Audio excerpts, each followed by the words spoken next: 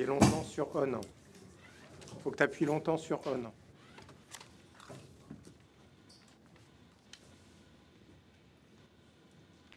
Pas ouvert. Essaye avec le...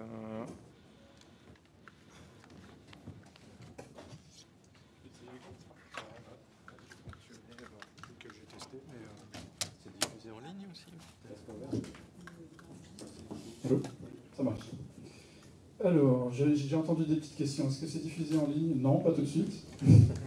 En tout cas, pas en direct. Donc, je vais renvoyer un petit peu. Bonjour à tous, pour ceux que je n'ai pas encore vus. Je suis très content de vous voir aujourd'hui et content de vous parler en français. C'est la première fois que, dans le cadre de l'iPresse, on fait un petit événement en avance de phase en français, entre francophones. Parce que parler anglais, comprendre, écouter de l'anglais toute la journée, c'est fatigant en fait, surtout quand c'est pas notre langue natale. Donc voilà pourquoi on est là. Et donc je suis très content aujourd'hui d'avoir des présentations de qualité.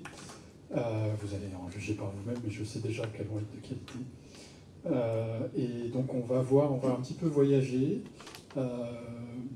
par de la pratique, par des outils qui sont utilisés, qui sont développés activement, par des rétrospectives de cas d'usage très concrets, par des outils qui continuent aussi d'évoluer, et en toute fin, une rétrospective de 20 ans sur 30 minutes, c'est très intéressant, très court, mais qui va vous donner un petit peu l'aspect éditeur logiciel d'une solution, puisque une solution fête ses 20 ans cette année. Et donc, on me dit souvent que je parle trop, donc je vais réduire le plus possible, et je vais pouvoir donner la parole à Marion, qui va venir vous faire la première présentation.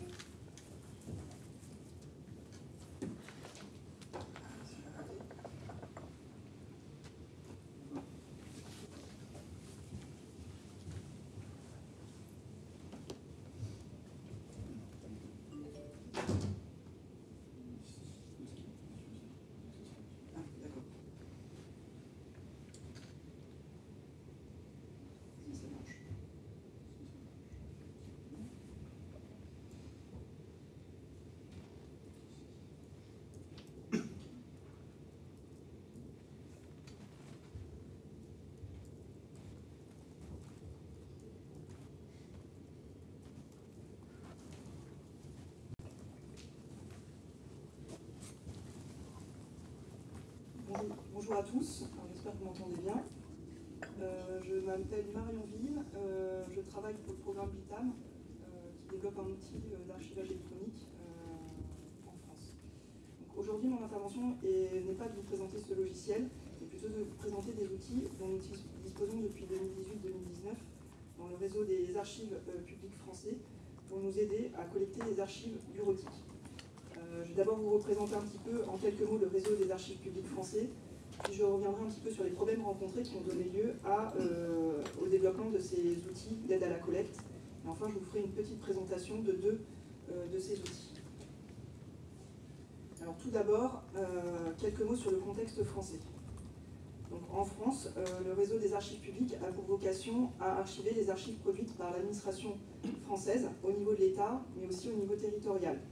Donc, il est composé du comité interministériel des archives de France, qui définit un cadre stratégique en matière d'archives publiques. Au niveau de l'administration centrale, on a le service interministériel des archives publiques de France, des archives de France, qui dépend du ministère de la Culture. Il définit, coordonne et évalue l'action de l'État dans le domaine des archives, à l'exception de celles relevant du ministère de l'Europe et des Affaires étrangères et du ministère des Armées, qui ont leur propre autonomie. Le SIAF assure la tutelle des archives nationales, mais également la tutelle, en tout cas il coordonne et évalue l'action de près de 800 services publics d'archives, dont notamment les services d'archives départementales.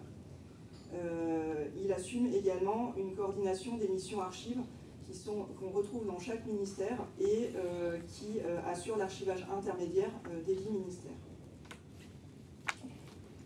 Donc moi je fais partie du programme VITAM, qui est finalement assez relié au réseau des archives publiques français, dans la mesure où les 3 ministères qui ont compétence pour conserver et coordonner une action dans l'archivage des archives publiques, nous financent, à savoir donc ministère de la Culture, Europe et Affaires étrangères et Armée.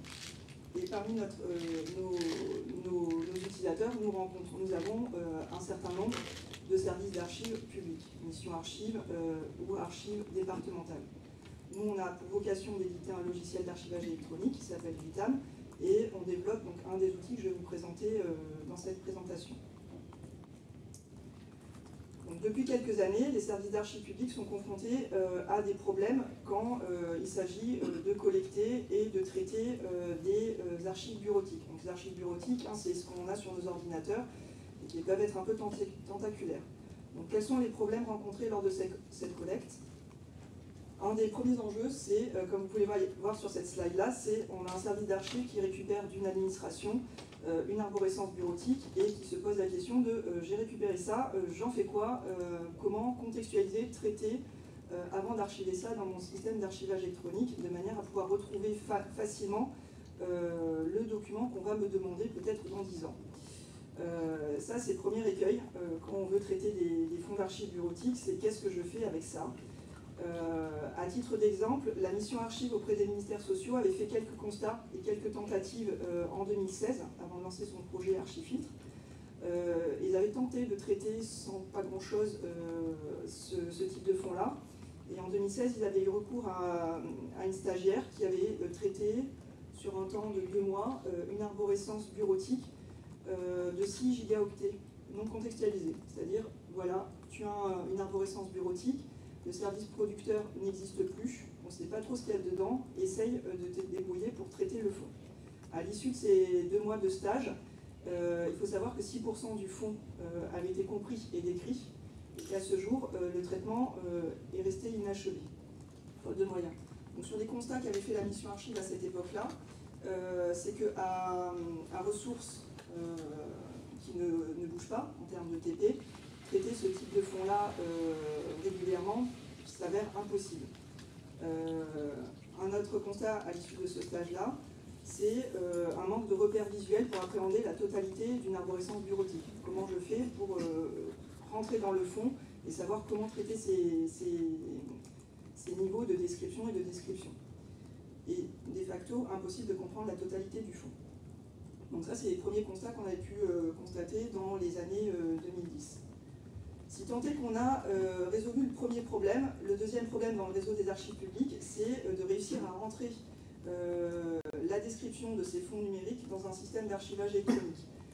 Une des contraintes qu'on a, qu'on n'a pas forcément dans le réseau, on va dire, des entreprises privées, c'est le modèle de données. Nous, ce qu'il faut savoir sur les archives publiques, qui doivent rentrer dans un système d'archivage électronique, elles doivent être décrites non pas en EAD, mais en CEDA, qui est un standard exprimé en XML pour standard des données d'échange de données pour l'archivage, qui a été initié en 2006 par le service interministériel des archives de France.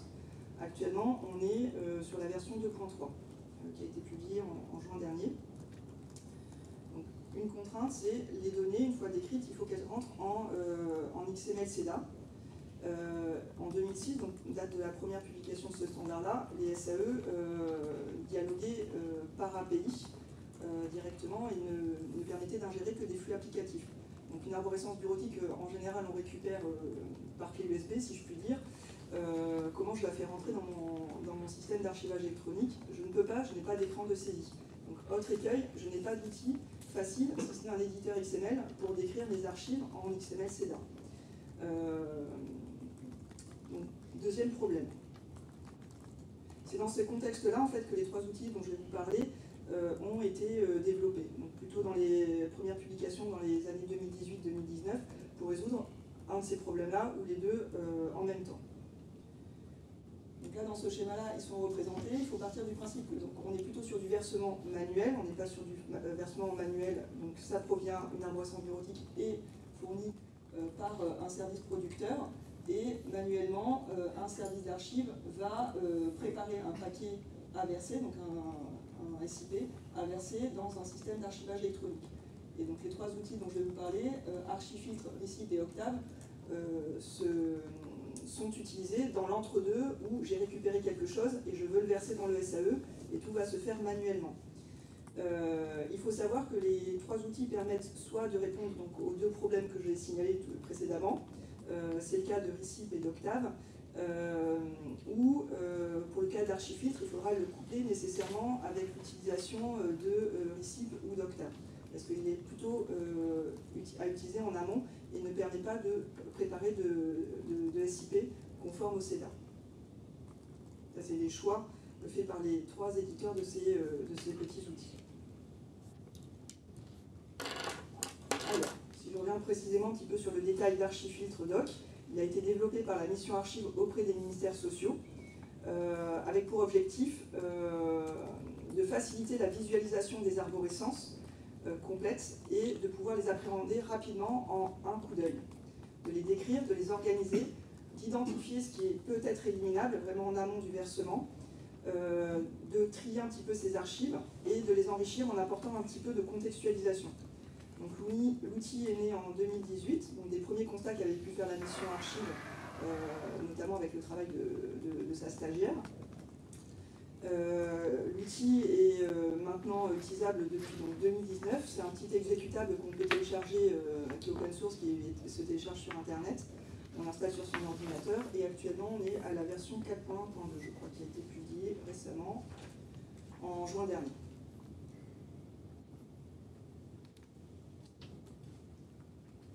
Le deuxième outil est développé donc, par le programme Vitam. Alors, il n'a pas été développé pour les mêmes raisons, pas pour un besoin de visualisation des arborescences, mais plutôt pour répondre à un problème pratico-pratique au départ, c'est que le programme Vitam développe un système d'archivage électronique et il y a des archivistes qui doivent tester les versements de SIP dans le SAE Vitam. Sauf que donc, les archivistes ne maîtrisent pas l'XML, donc il fallait leur proposer un petit outil au départ pour préparer leur jeu de test. Donc, il y a eu un petit outil de fait qu'on appelait le générateur CEDA qui a été développé en 2016 pour vraiment des besoins internes.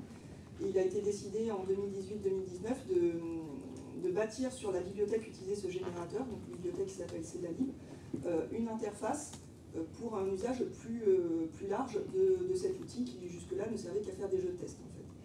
Donc c'est de là qu'est né l'outil Recip qui permet d'importer des arborescences bureautiques, mais pas que, aussi des messageries, de faire finalement un petit peu de traitement dans l'outil et de pouvoir exporter et générer un SIP, ce que ne fait pas Archifiltre. D'accord ?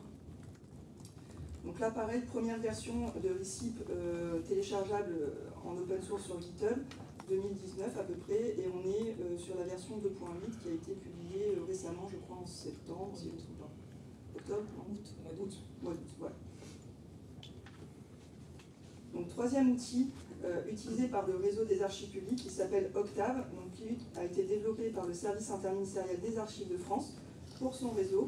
L'objectif était de constituer des versements d'archives bureautiques, et pareil, j'importe une arborescence bureautique et de l'outil, faire un petit peu de traitement, de la réorganisation d'arborescence et d'exporter un SIP pour finalement import et versement dans un système d'archivage électronique. Donc le SIAF a développé ça en travaillant et en animant un groupe de travail à partir de 2015. L'idée était de faire du recueil de besoins, un benchmark aussi des outils qui pouvaient exister à l'international. Et ils sont partis plutôt d'une brique qui existait déjà, Docuteam Packer, excusez-moi, développé en Java, pour pouvoir développer leur outil. Alors, à savoir que l'outil a été bâti pour répondre à des besoins plutôt du réseau des archives publiques, notamment réseau des archives publiques territoriales, donc en calant les besoins par rapport les fonctionnalités de l'outil pour répondre vraiment aux besoins de ce réseau-là. Donc il y a des choses que permettra de faire un outil, alors que l'autre ne permettra pas. D'accord ? Et notamment des exports. Parce que ce que je n'ai pas dit, c'est sur Recip, on est calé sur certaines versions du CEDA, et Octave permet de faire des exports dans d'autres versions du CEDA. Donc en fonction de ce dont on a besoin, de son contexte d'utilisation et de son système d'archivage électronique, un service d'archives va utiliser soit les trois outils, soit un des outils parce qu'il est plus à même de répondre à son usage et à son contexte, notamment d'archivage électronique. Alors maintenant, je vais vous montrer un petit peu deux des outils dont je viens de parler pour des questions de temps. Je vais vous faire une démonstration d'Archifiltre et couplé avec un usage RICIP. Donc, je vais déjà ouvrir Archifiltre, qui est donc un exécutable que j'ai préalablement installé sur mon ordinateur.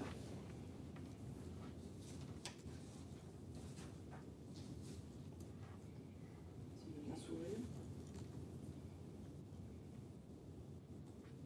J'espère qu'il n'y a pas de décalage avec le... Normalement, c'est direct. D'accord.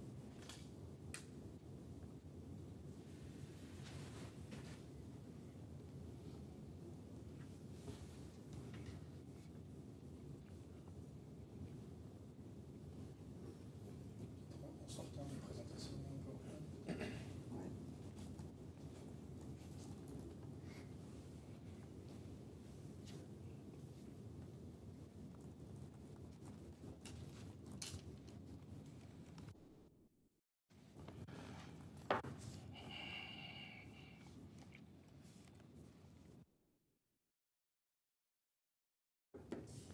Donc c'est un outil où, donc en double-cliquant sur l'exécutable, j'ouvre ça et j'ai la possibilité de glisser-déposer un répertoire, donc une arborescence bureautique. Moi j'en ai préparé une, ce sont, alors c'est pas tout à fait un serveur bureautique, mais c'est une arborescence bureautique issue d'un espace collaboratif. Donc il y a des outils de communication, donc plutôt des comptes rendus de réunion et des PowerPoint.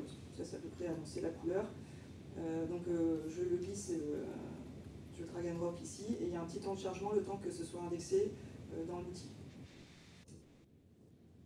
Là, vous voyez directement que l'arborescence s'affiche ici sous forme de stalactite. C'est un petit peu choquant de prime abord. Il y a des codes couleurs aussi. Bon, à l'utilisation, à l'usage, on sait à quoi ça correspond. Donc en jaune, c'est les répertoires, et en couleur, ce sont les fichiers classés par catégorie, par grande catégorie de fichiers. Donc là, vous voyez qu'on a, à grosso modo, déjà de prime abord, on voit qu'on a 3-4 niveaux d'arborescence qui sont des répertoires, et ensuite on a des fichiers. Alors, c'est toujours un peu choquant quand on voit cette première interface, on se dit à quoi ça peut me servir. Donc déjà, ça permet de voir de prime abord si on a une bonne répartition des fichiers, parce que là, je crois qu'on est sur une pondération par poids des fichiers.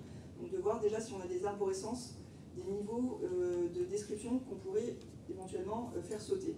Là, ce que je vois sur mon deuxième niveau, j'ai des arborescences qui ont beaucoup de fichiers et d'autres un tout petit peu moins. Donc carrément, certaines qui doivent correspondre très certainement à juste un fichier. Donc là, on pourrait déjà se poser la question, si on est en phase de collecte, pratique de traitement, c'est de dire là, je vais peut-être enlever quelques niveaux de description parce que c'est pas nécessaire que je les regarde. Donc ça, c'est une première visualisation par poids de fichiers. Je peux aussi les avoir par nombre de fichiers, en cliquant ici, avec la pondération. Donc c'est une autre manière de faire. On voit que les stalactites ont changé de forme. On va venir par volume. Une autre vision que j'aime bien, moi, c'est par coloration et par date. Cette visualisation permet finalement de voir quelles sont les arborescences qui sont les plus anciennes par rapport à celles qui sont les plus récentes. Plus anciennes, plus foncées, plus récentes, plus claires. D'accord ? Ça permet de voir notamment si on a récupéré quelque chose d'une arborescence qui logiquement est encore en vie, c'est de restituer au service producteur les niveaux d'arborescence qui n'ont pas vocation à être archivés, par exemple. Là, c'est pas le cas parce que ce qu'on peut voir aussi en haut, c'est que le fichier le plus récent date de 2021. Donc là, je sais que l'arborescence n'a plus été alimentée depuis ce moment-là. Donc je peux vous parler un tout petit peu plus des informations qui sont récupérées. Donc en haut, on voit les caractéristiques. Donc ce qu'on voit, c'est que Archifiltre récupère le nom des répertoires, le nom des fichiers, des éléments de volumétrie aussi, le nombre de dossiers, le nombre de fichiers, la taille, le poids. Il y a toujours un équivalent CO2. Parce que ce qui est bien dans Archifiltre, c'est qu'il va vous dire à peu près le poids que vous pouvez faire gagner si on supprimait ou on éliminait tant de redondance ou tant de répertoire. Et on a les dates extrêmes, donc date du fichier le plus ancien, date du fichier le plus récent. Il y a quelques manières d'enrichir après la contextualisation. Ce qui est intéressant avec Archifiltre, c'est qu'il va vous donner aussi un petit peu des statistiques. Voir un petit peu, en premier abord, via des rapports d'audit, qu'est-ce que je peux faire en action sur cette arborescence-là. Donc en cliquant sur le petit bouton téléchargement, je peux exporter différents éléments, notamment un rapport d'audit, qui ici je vais l'exporter.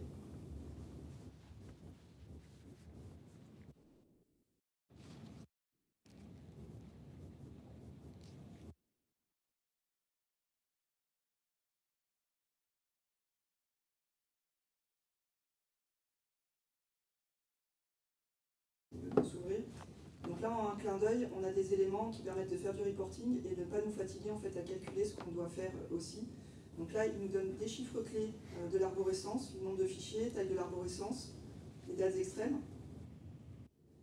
Et là, en un clin d'œil, je vois le nom du fichier le plus long de l'arborescence, 254 caractères.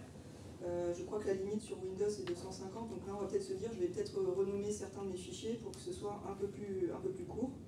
On voit aussi, notamment il vous donne le nom du fichier le plus long, avec le chemin. Donc là, l'idée potentiellement, c'est un premier coup d'œil. Je vais potentiellement renommer, enlever des niveaux de description, voire je vais renommer mes fichiers avec des noms un peu trop à rallonge. Pareil pour les niveaux de profondeur sur l'arborescence, on a 9 niveaux, donc en un clin d'œil, je pouvais voir que je pouvais déjà enlever peut-être des niveaux de description. Je crois que la recommandation, c'est pas plus de 10 niveaux sur la documentation d'Archifiltre. Là, on est à 9 niveaux, mais là, on constate donc, sur pièce qu'il va falloir en enlever quelques-uns potentiels, même si on n'atteint pas la taille critique. Rapidement.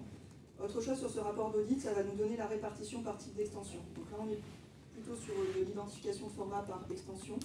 Donc ça va nous donner les grandes catégories de fichiers qu'on a dans nos arborescences en un clin d'œil. Donc là, grosso modo, il me semble qu'on est plutôt sur des PowerPoint et des comptes rendus, donc sur du Word, il me semble, et peut-être du PDF. Des documents de publication essentiellement et des présentations. Avec des pourcentages de représentation également. Et ensuite, j'ai des éléments sur les top 5 des répertoires les plus anciens, avec les chemins les plus longs, etc. Donc ça me permet de les identifier assez rapidement. Il y a d'autres manières d'exporter, donc des exports de CSV avec empreintes, sous forme d'Excel également. Ça va me permettre d'avoir les mêmes informations. Si je crois que j'en ai préalablement exporté un, que je vais vous ouvrir rapidement. Pareil, si je veux vérifier s'il y a des doublons ou des répertoires, etc. à traiter, j'ai la possibilité d'utiliser ces exports en CSV pour faire des premières manipulations, également des extractions.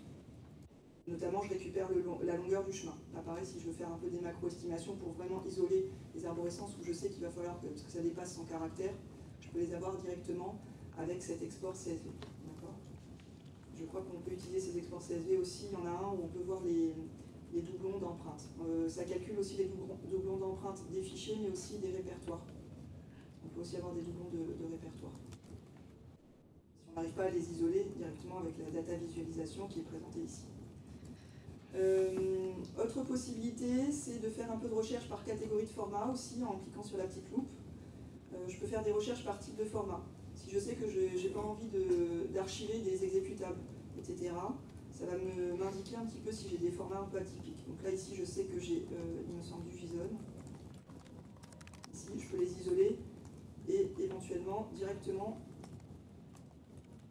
Est-ce que ça va marcher? Oui. Je peux les taguer à éliminer directement ici, parce que je sais que c'est de l'exécutable, c'est pas un format de fichier que je veux archiver. Autre chose, un élément sur l'identification des redondances, en cliquant ici. Un coup d'œil va m'indiquer les redondances de fichiers ou de répertoires. Et là, pareil, je peux ouvrir, par exemple la première occurrence, pour voir la localisation, si je souhaite voir un petit peu où c'est localisé. Là, je vois que la première occurrence, grosso modo, c'est dans le même répertoire. Donc, je peux dire que la deuxième occurrence, qui est en plus taguée entre parenthèses 1, c'est un doublon, je peux la taguer comme à éliminer. Et ainsi de suite. C'est une manière d'isoler les redondances. Là, ici, les redondances jouent sur l'empreinte des fichiers. J'en ai pas des masses. Qu'est-ce que je peux vous montrer d'autre sur Archifiltre? C'est l'enrichissement des métadonnées, en cliquant sur l'enrichissement. Alors, on peut manipuler très peu de métadonnées, les titres, rajouter de la description ou rajouter des tags, essentiellement dans Archifiltre. Donc pour ce faire, je vais revenir sur ma coloration de base.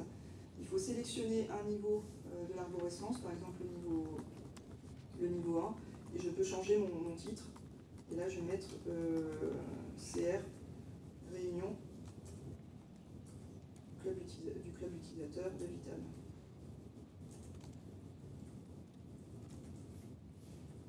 En description, je peux rajouter quelque chose. Ceci est une description.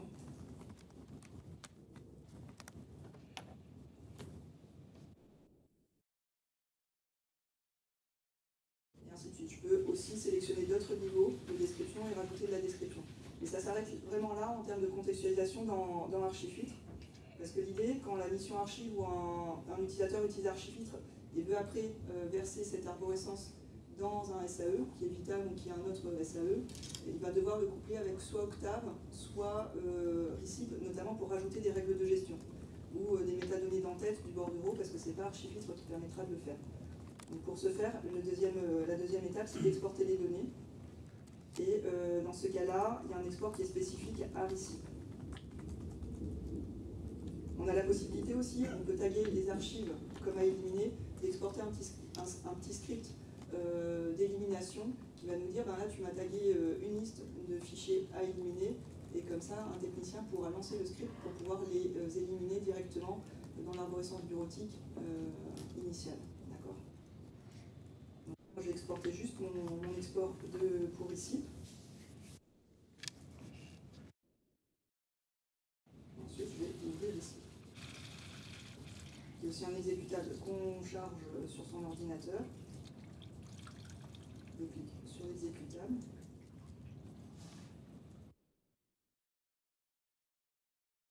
J'ai ouvert ici. Je vais lui importer une arborescence qui se trouve ici. Donc ça, c'est le fichier CSV qui a été généré par Archifiltre.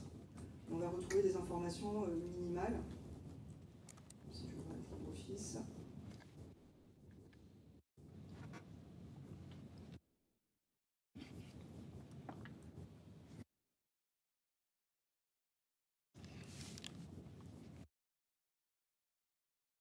Récupère les liens vers les arborescences, donc le chemin des fichiers, un niveau de description qui est requis dans Recipe et surtout dans le SAE Vital, vu que Recipe est couplé pour être conforme avec Vital. Niveau de description. Donc pour les répertoires, on est sur du record group et sur donc, groupe de documents, et pour les fichiers, on est sur un niveau de description item. Un titre, une cote, une date de début, une date de fin, une date de transaction. Un historique de la conservation, ça c'est si on a fait des modifications dans Archifiltre, on va garder en métadonnées l'ancienne valeur et la description. Là vous voyez que j'ai modifié juste le niveau racine, c'est ce qu'on va importer dans Recipe.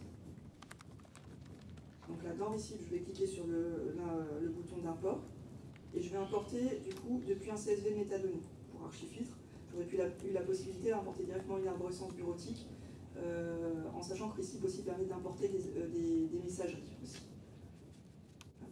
Dans le cas de la démonstration, je vais vous montrer juste le CSV, donc de récupérer d'Archifiltre. Je vais cliquer sur le bouton d'import. Là, il y a un petit temps de chargement qui est plus ou moins long, en fonction de la volumétrie de l'arborescence bureautique.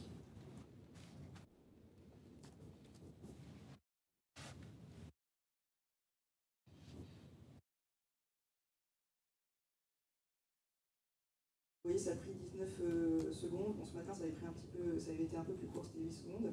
Et on voit qu'on a à peu près 1400 niveaux de description des archive units en CEDA et 178 objets, voilà, grosso modo.